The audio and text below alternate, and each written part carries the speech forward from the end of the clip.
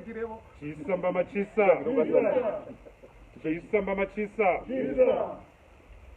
Pamsoroi President vedu Advocate Nelson Chamisa. Pamsoroi chita chevana vari pano, vana veshanduko, vana veMDC Alliance. Pamsoroi maZimbabweans nekuwanda kwenyu across the length and breadth of our beautiful country, the length and breadth of the continent. Tasangana pano, we meet today in the middle of a crisis in our country. Crisis of governance, crisis of leadership, crisis of faith. In the history of government, hakuna hurumende yakafanana neya Emmerson Mnangagwa. Hakuna hudofo hunopfuura wa Emmerson Mnangagwa. So, hama dzinodiwa munhu mutema wemuZimbabwe ari kutambudzika. Kutaura kuno kwandiri kuita nemi pano mumastoromo, inflation yedu ya 1400%. Mugore raNovember 2017 pakaenda Mugabe, chingwa chaita 90 cents. Iko zvino Emmerson Dambudzo Mnangagwa asvitsa chingwa ku $100. Our people are suffering.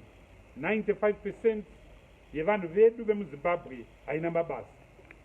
79% yevanhu vemuno muZimbabwe vari kurarama extreme poverty, surviving on less than US 35 cents a day.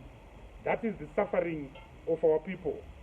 Tikaenda kunyaya dzemari, there is total chaos. The black market rate is now 1:105, 1:110. They've totally mismanaged monetary policy yedu yemunyika. They've totally mismanaged the foreign exchange. We as MDC Alliance, we are ready to govern, and our solutions are very clear.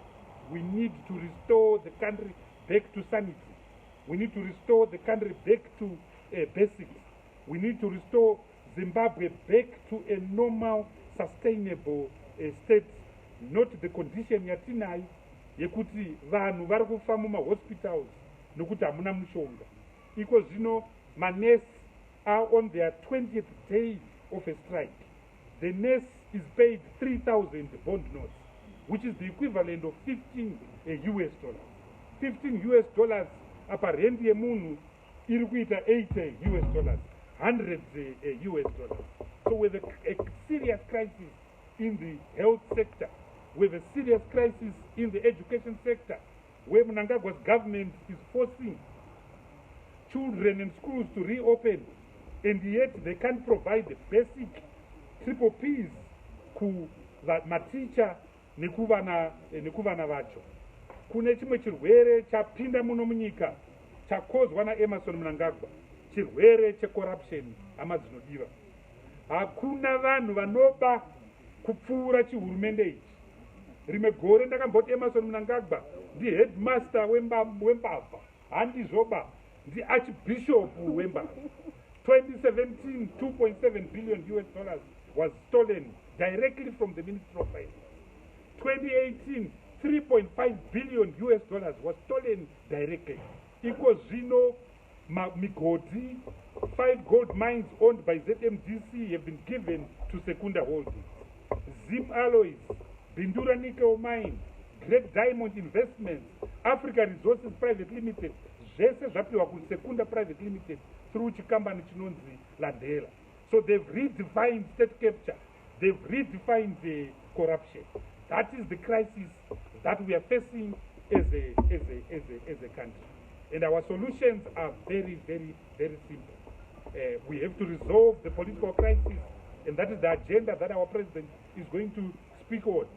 But once we resolve the political crisis, we have to bring sanity in our livelihoods. We have to make sure that we create and resort to a government that can govern our people with love, with consent, and with solidarity. Chisamba machisa.